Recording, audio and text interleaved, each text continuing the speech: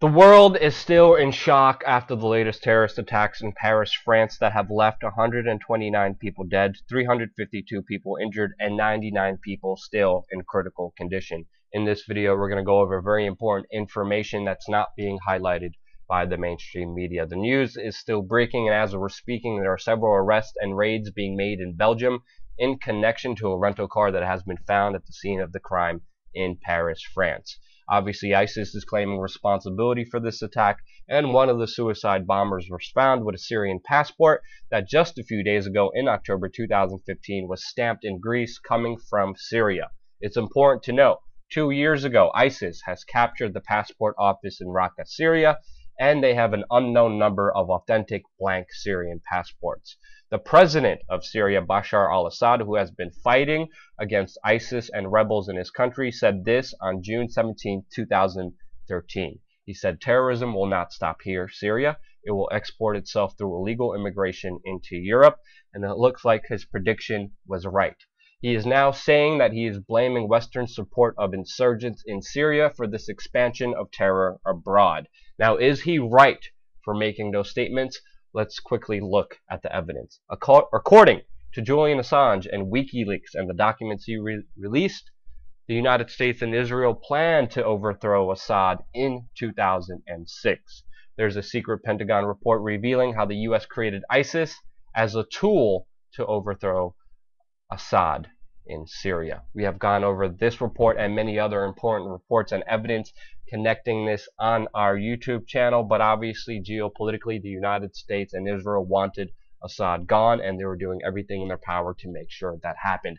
I confronted U.S. Senator Gillibrand, who was campaigning for Hillary Clinton, and I asked her, was it the right decision for Obama and Hillary to arm radical Islamic extremists, including ISIS, to support them, to fund them, to get rid of Assad? Was it worth it? And even this U.S. Senator said no, it was not the right decision. And she confirmed the fact that the United States did this. Obviously, this is very important news. We're still getting information from what's happening in Paris. People and eyewitnesses are reporting that these attackers were dressed like combat soldiers, shooting in professional bursts, and that these gunmen were not apprehended, at least some of them. The authorities are reporting that 8 terrorists are dead. Some witnesses are saying that some of them did get away.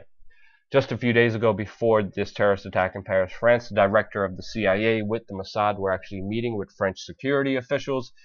And it's important to note that on July 7, 2015, 40 grenades, 180 detonators, and plastic explosives were stolen from a French military base.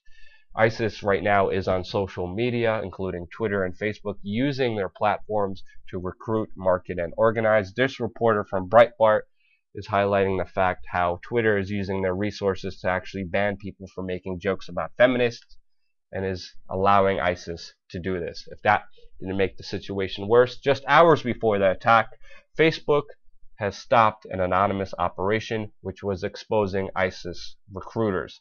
Anonymous was running an operation called Op ISIS. Facebook was blocking their post from exposing ISIS recruiters using the social media platform to use to bolster their numbers and to use this attack as their propaganda tool. The situation on the ground in Paris is heartbreaking to report on. 118 people were being killed one by one. They were pleading for help on social media as police officers waited outside for what people say was 2 hours. This news is heartbreaking to cover, but we need to have a full understanding of this. We need to ask questions. We need to demand answers from our government officials to make sure that this never happens again.